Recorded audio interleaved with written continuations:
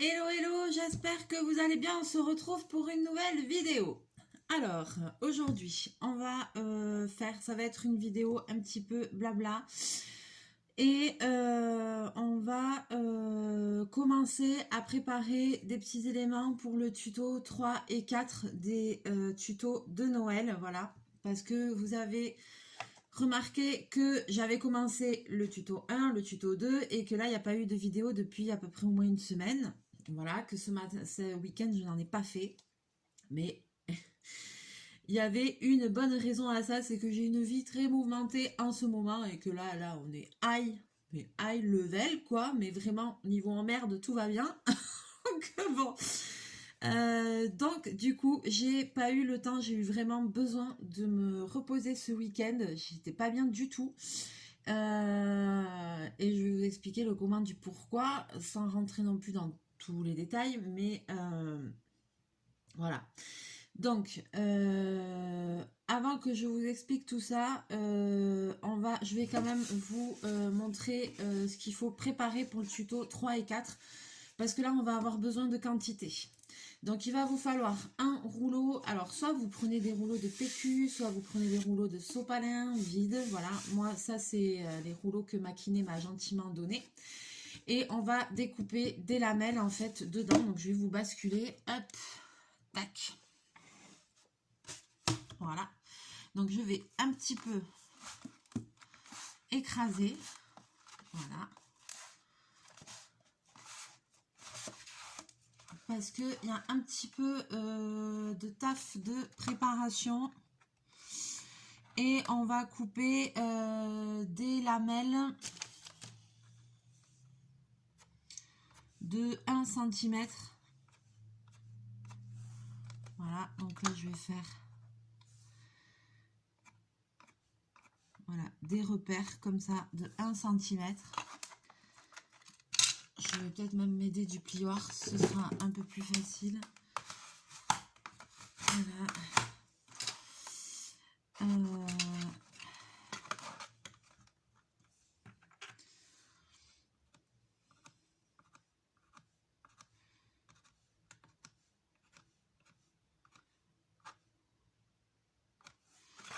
Et après, on trace des lignes.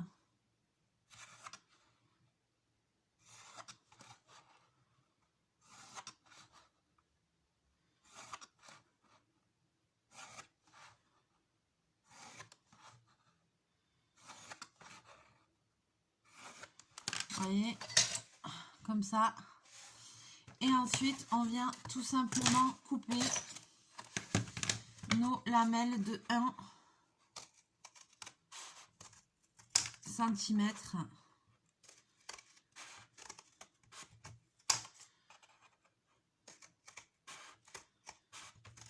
Comme ceci.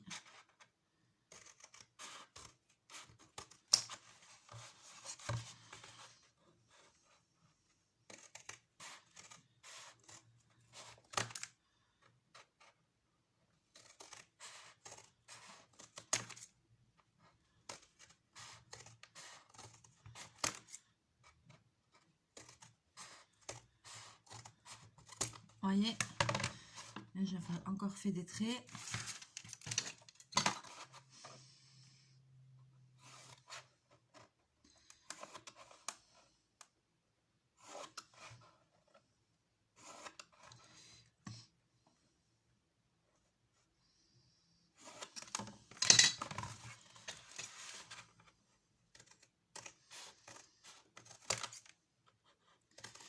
Et alors ça, vous pouvez y aller parce qu'il va vous en falloir une certaine quantité. Hein, donc n'hésitez pas à en faire bien.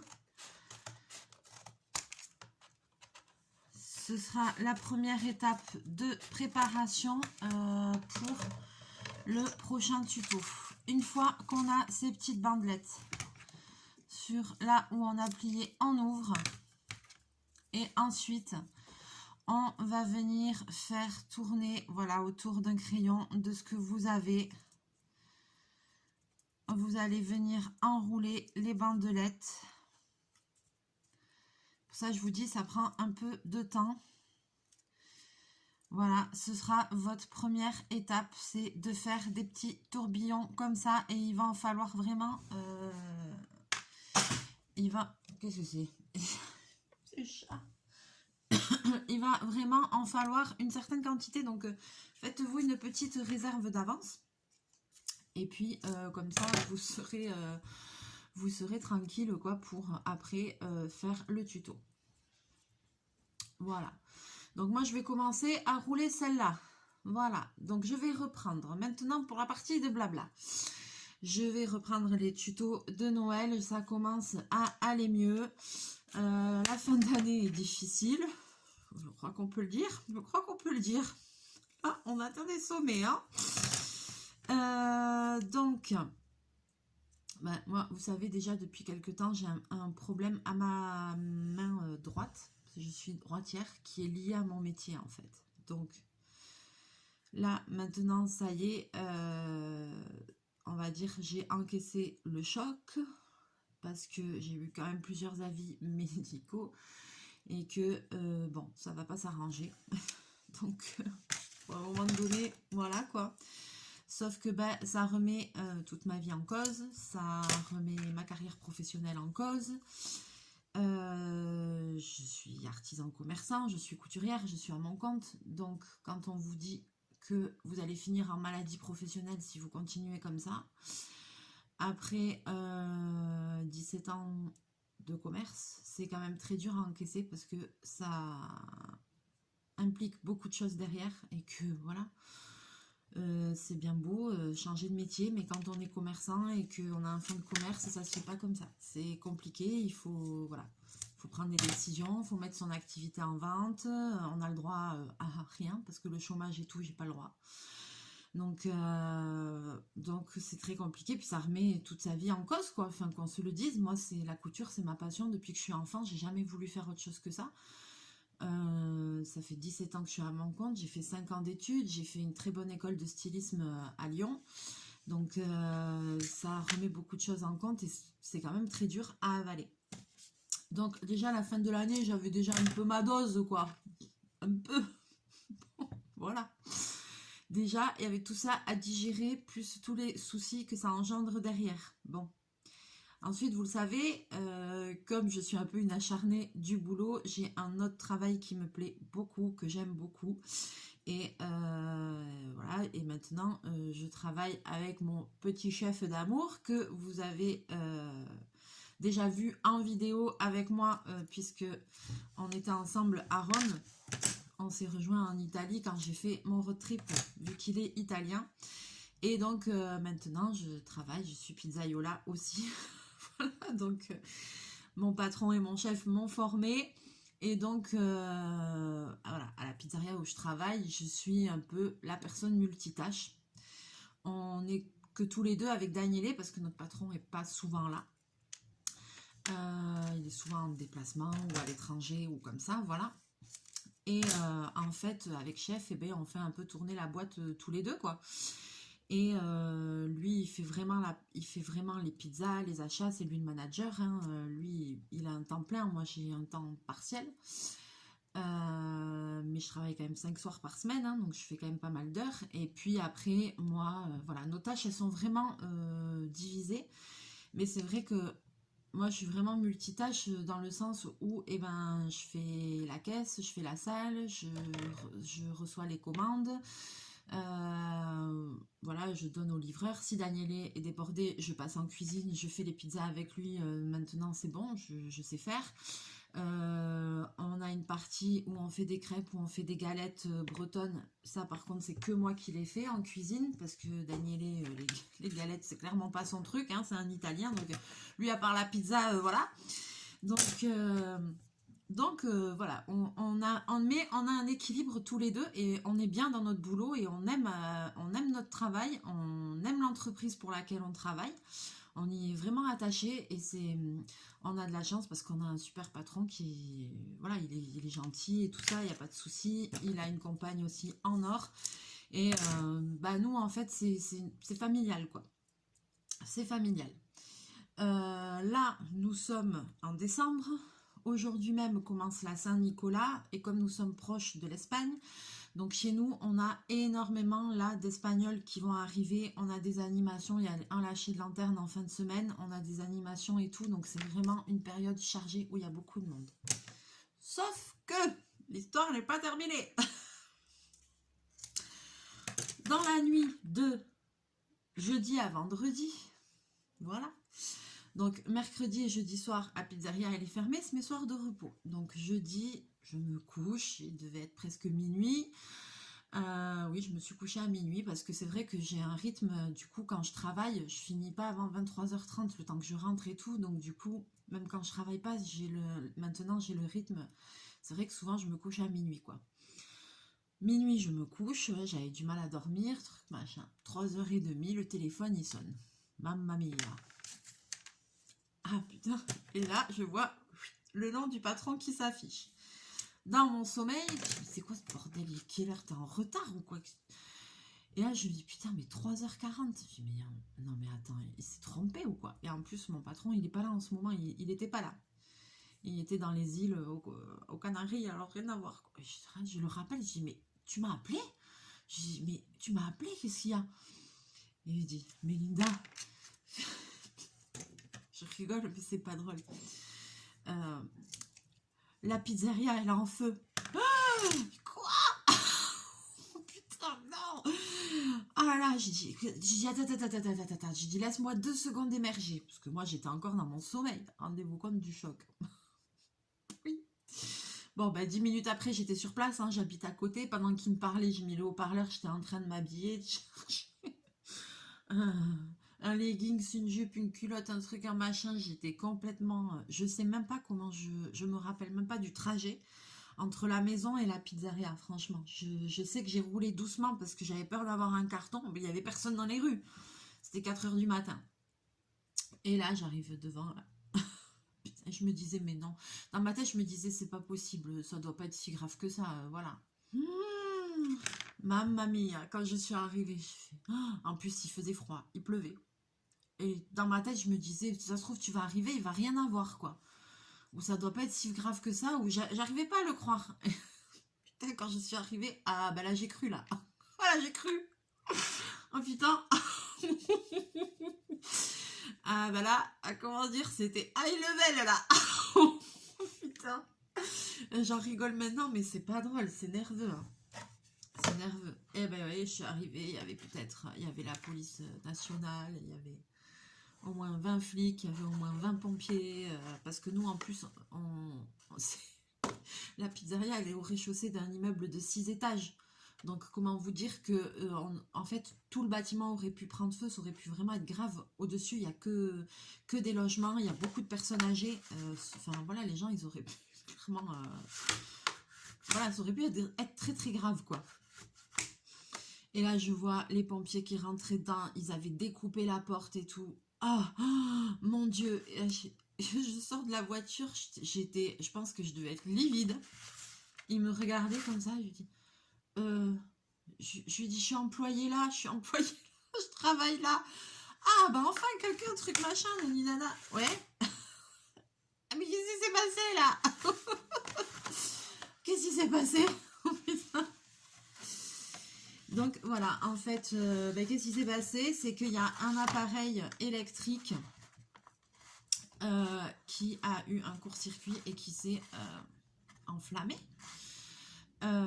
au sous-sol, à la cave, voilà. Et donc en fait, ça a fait une combustion lente, donc il n'y a pas eu vraiment de feu, mais il y a eu un peu de feu, je pense quand même, mais il y a eu énormément de fumée. Donc, et rendez-vous compte, un appareil qui était certes branché à la prise, mais qui n'était pas en fonctionnement, qui n'était pas en mode marche, il était juste branché.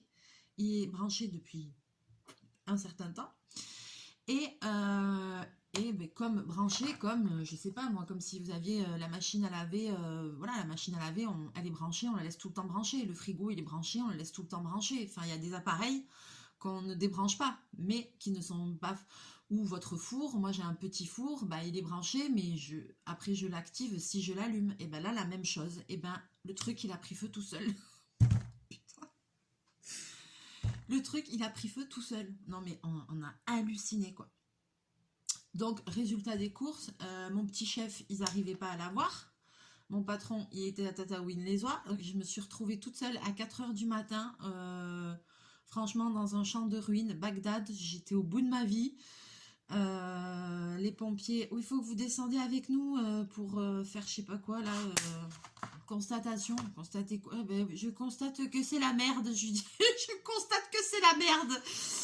Ah ouais, ils m'ont fait descendre dans la cave, et ben putain, juste après l'incendie, j'étais intoxiquée par les fumées, hein. J'ai passé 2-3 jours, je vous dis vraiment pas bien, mal de tête, mal de gorge, une odeur de fumée insupportable, je pouvais même plus dormir et tout. Enfin bon, après, ben voilà, après ils sont partis vers 5h30 du mat ou comme ça, j'ai dû rester là, j'ai dû attendre que Daniel arrive, parce qu'ils n'arrivaient pas à le joindre, ils ont envoyé une patrouille de police chez lui, parce que lui il habite plus loin dans le Pays Basque.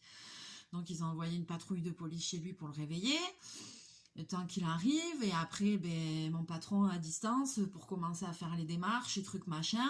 Il fallait attendre qu'il y ait la miroiterie qui vienne condamner la porte d'entrée, parce que voilà. Donc ouais, j'ai ma dose pour la fin de l'année. Donc voilà, alors je vais bien, tout va bien, on a évité le pire, c'est sûr et certain, franchement, c'est... Voilà, donc ça c'était donc dans la nuit de jeudi à vendredi, cause à effet, on ne sait pas, moi je pense pas que c'est à voir, mais donc moi j'ai mon magasin qui est dans un bâtiment ici, et la pizzeria, elle est dans le bâtiment juste à côté qui fait l'angle. J'ai 3 mètres entre mes deux boulots, quoi. J'ai vraiment 4-5 mètres à marcher entre mes deux travails. Et en fait, dans le bloc là où moi j'ai mon entreprise, et ben qu'est-ce qui s'est passé? Le même jour, ils ont remis l'électricité. Au-dessus de la pizzeria, tous les logements, l'électricité s'était coupée à minuit. Donc en fin de matinée, ils ont réussi à tout remettre en route. Et par contre, de mon côté, là où j'ai mon entreprise, ça n'a pas redémarré. Et en fait, il y a un local technique, il y a, il y a la colonne d'eau qui a pété avec un geyser qui allait sur les compteurs électriques, donc mort. Pas d'électricité vendredi. Vendredi, en fin de journée, ils ont réparé, ils ont rallumé, il y a tout qui a repété. Donc du coup, samedi non plus, pas d'électricité. Donc je ne pouvais pas bosser pendant 2 jours. Enfin, un cumul d'emmerdes. Mais un cumul. Mais oh, putain. À cette fin d'année, on va s'en souvenir, quoi. Donc voilà, donc bon, maintenant au niveau du magasin, c'est réparé, c'est bon, ça c'est déjà bien. Au niveau de la pizzeria, et ben là ça va prendre un peu de temps, quoi. Voilà. Par contre, c'est vrai que bon, moi j'ai un patron qui est très réactif et qui se laisse pas abattre, on va dire, quoi, donc il nous a remotivés. On réouvre le plus vite possible. Oui, d'accord. Ah oui, oui, oui. Là, il y a un petit peu de nettoyage quand même à faire d'abord. Hein. Voilà, sauf que ben, nous, on peut pas faire le nettoyage. En fait, donc la cave est morte, qu'on se le dise, la cave est morte. Et après, en haut où on a la salle, voilà, pour quand les gens viennent manger sur place, où on a les toilettes, où on a la cuisine et tout ça, tout fonctionne. Ils ont remis l'électricité, tout fonctionne. Les frigos fonctionnent, le four, tout. Il y a l'électricité, il y a tout fonctionne. Seulement tout est recouvert de suie, entièrement. Donc il n'y a pas un seul centimètre carré, voilà. Donc, et ça, c'est pas des choses que, sachez-le, hein, si un jour vous avez un problème comme ça, même à l'entreprise où vous bossez et tout, même si c'est une combustion lente comme nous on a eu, qu'il n'y a pas vraiment eu de flamme, et que c'est que du nettoyage, méfiez-vous, parce que même les mecs qui viennent après les sinistres, ils ont dit nous on préfère quand il y a tout qui est cramé, parce qu'on enlève tout, et voilà. Là par contre ils ont dit vous, c'est le plus chiant et c'est les fumées les plus toxiques que vous avez eues, c'est le plus casse-couille à nettoyer.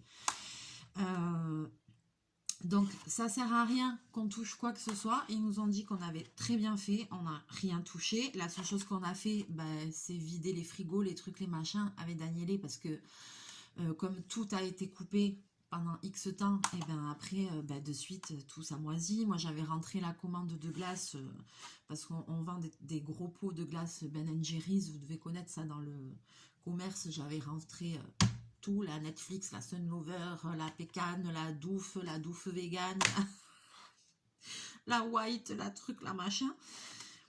Mes petites glaces, elles sont rentrées la veille, elles sont rentrées le jeudi après-midi. Le jeudi matin, elles sont rentrées les glaces. Le jeudi après-midi, je suis allée au boulot. J'ai rangé, j'ai fait du rangement en bas à la cave, des trucs et machin. Voilà, comme je fais d'habitude. Et en fait, chance qu'il y a eu, c'est que je suis descendue à la cave et que je suis allée dans la partie où ça a pris feu. Et quand j'en suis ressortie, j'ai fermé la porte. C'est parce que c'est une habitude que j'ai, parce que c'est là où on stocke la farine. Et en fait, je suis obsédée par le fait qu'on a quand même 1 tonne de farine et qu'il ne faut pas qu'il y ait trop d'humidité pour pas qu'on ait un problème de stockage, qu'il y ait des mythes alimentaires qui se développent et tout ça. Donc c'est vrai que moi, je ferme tout le temps la porte de la cave. Et bien heureusement que je l'ai fermée, parce que ça a empêché que le feu se propage dans tout le bâtiment, n'est-ce pas? Ça a empêché les appels d'air et ça nous a sauvé la mise. Donc voilà. Donc voilà, mais il y a quand même, faut quand même se le dire, hein, il y a quand même de la perte, il y a de la perte de toute la bouffe, ils ont tout inondé, il y avait quand même la palette de farine qu'on a réceptionnée il n'y a pas très longtemps, 1 tonne de farine, je vous laisse imaginer le prix, la tomate aussi, tous les consommables, des effets personnels, des frigos, des congélateurs, la terrasse des fêtes de Bayonne, il y avait quand même... Voilà, pas mal de choses parce que ça fait quand même à peu près, je crois que ça fait comme en haut, ça doit faire 50 quelques mètres carrés ou comme ça, donc il y a quand même du taf. Et alors en haut, ben, c'est nettoyage. Mais là, voilà, on doit attendre que l'entreprise spécialisée voilà, vienne et le fasse. Qu'est-ce qu'il fait? Ça va aller assez vite, mais voilà quoi. Lundi, l'expert est passé, il a appelé en suivant. Hier matin, l'entreprise de décontamination est passée, ils font leur devis, truc machin, ils le donnent à l'assurance et normalement la semaine prochaine, ils doivent commencer à nettoyer. Il y en a à peu près pour 1 semaine de boulot, je pense. Et après, Daniel et moi, il faut qu'on prévoie la réouverture. Et là, ça va pas être du tout la même. Je pense que... on verra. Et en attendant, eh ben, on bosse pas et on sait pas trop comment ça va se passer. On va s'arranger. Soit c'est chômage technique, soit on prend sur nos congés. On ne sait pas trop comment. On va voir comment ça se passe. On verra bien. Ça, c'est des questions plus pratiques, trucs, machin. Mais bon, nous, on a besoin aussi de nos salaires. Donc, voilà. Ça change rien pour le mois de novembre de toute façon, mais c'est surtout là pour le mois de décembre. Après voilà, on va essayer. Normalement on était censé fermer entre Noël et 1er de l'an. Je lui ai dit bon ben là, je dis, chef, je lui dis si t'avais rien de prévu, il faut qu'on ouvre entre Noël et 1er de l'an. Qu'est-ce qu'il faut lui? Qu'est-ce que tu fais? Donc voilà, donc on va voir. Donc voilà, une vie assez mouvementée en ce moment. Je vous cache pas que j'ai eu un très gros contre-coup parce que j'ai quand même, là j'en parle, j'en rigole, ça va, mais sur le coup je rigolais pas du tout.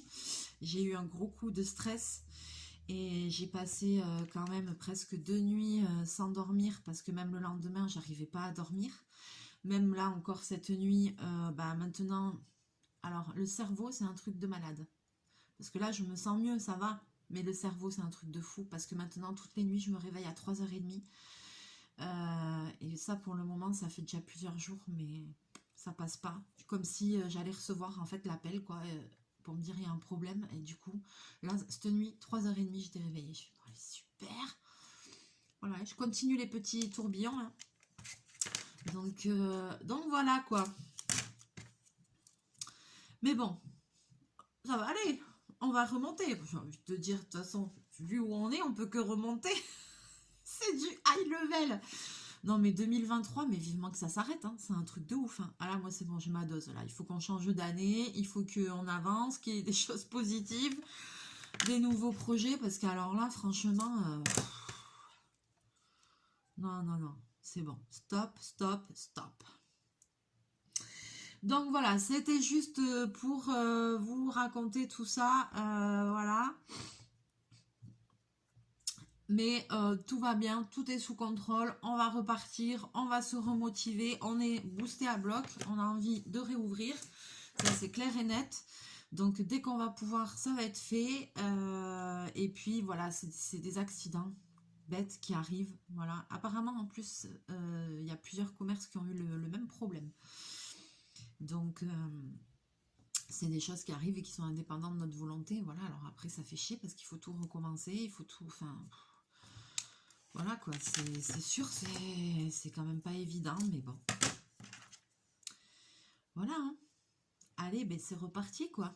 Et puis moi, je peux vous dire une chose, c'est que ma petite margarita, elle me manque. J'ai envie de manger une margarita avec un œuf. J'ai dit, chef, je suis en train de toucher le fond là. Je suis presque à acheter des pizzas de chez Lidl. Je vais toucher le fond.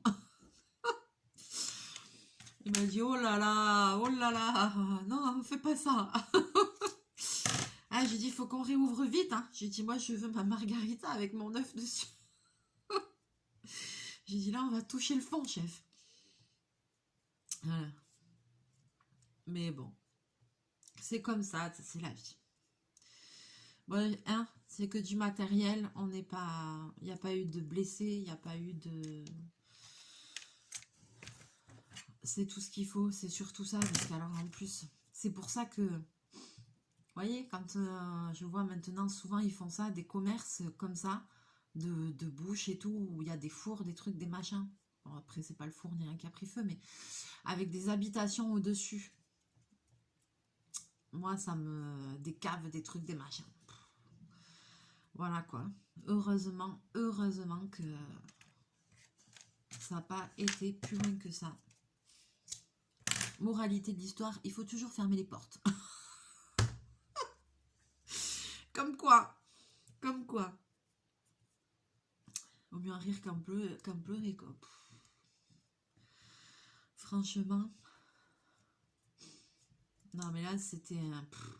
Je sais pas si vous pouvez vous imaginer. Je me suis retrouvée dans une situation... La troisième dimension, quoi. Tu passes de l'état de sommeil profond à 3h30 du mat à un quart d'heure après, Bagdad.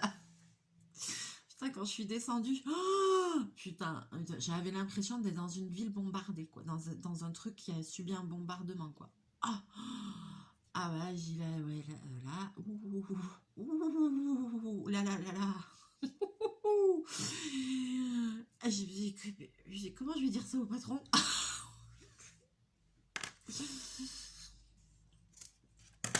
Bon, ça va.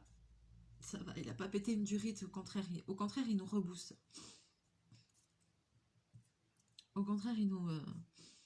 Bon, on va réouvrir très vite, truc machin, on réouvre la semaine prochaine. Oui, bon, il faudrait... Je pense que là, quand même, il faut un peu revoir les espoirs à la baisse. Hein. La semaine prochaine, comment te lire? Je pense pas. Mais voilà. Oui, avant la fin de l'année. Allez, on va se dire vers le 15 décembre ou comme ça, quoi.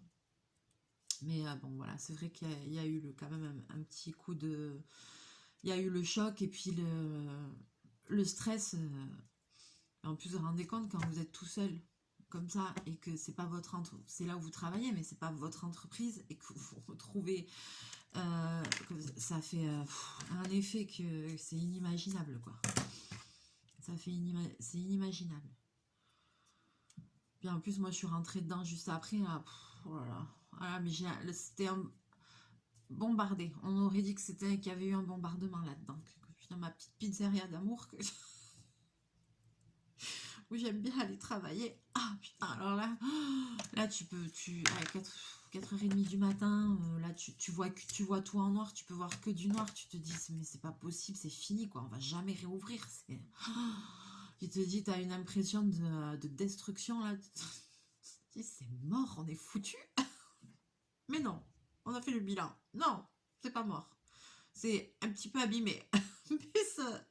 Là, j'ai dit, l'atelier original va renaître de ses cendres, c'est le cas de le dire. Allez, on y croit, et bientôt, ce sera la réouverture.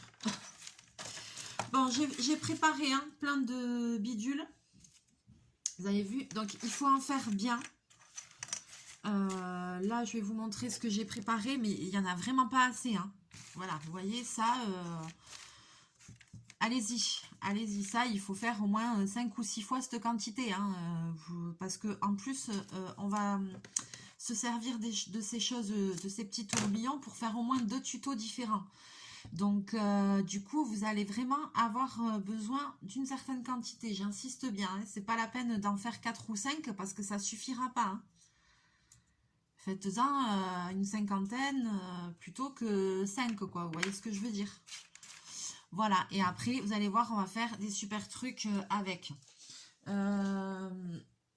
Bobine se tape un délire. On est quel jour? Je suis perdue. On est mercredi. Alors, je sais pas quand c'est que je vais tourner le prochain tuto. On va voir. Ce soir, je pense que je vais quand même continuer à découper des bandes moi aussi et à préparer ça. Parce que ça sert à rien que je commence à tourner le tuto si j'ai pas assez de tourbillons. Et ça, c'est vraiment l'étape rébarbative. Je vais pas passer 50 minutes de vidéo à tourner les tourbillons, même si là ça fait déjà une demi-heure, mais que c'était plus vidéo un peu blabla, etc. Mais après, pour le tuto, voilà, j'en aurai préparé encore plein d'autres, et comme ça, j'aurai la quantité qu'il faut, et on pourra actionner, réactionner, et commencer le tuto numéro 3. Voilà. Sur ce, je vais vous laisser là. On va se retrouver très bientôt, promis. Je reprends des forces, de l'énergie, je reprends mon courage. Ce qui ne nous tue pas nous rend plus forts. Et puis, allez, on va s'y remettre sur les tutos de Noël et tout. Là, j'ai quand même envie de faire plein de choses et tout. Là, ça y est, j'ai un peu d'énergie qui revient. Parce que j'étais vraiment naze de chez naze. Mais là, on va y aller. Pump it up, pump it up. Allez, je vous fais plein de bisous, plein de mouchons. On se retrouve très bientôt pour une prochaine vidéo. En attendant, portez-vous bien. Faites attention à vos appareils électriques. Je vous fais plein de bisous et on se dit à très bientôt dans une prochaine vidéo. Bye bye.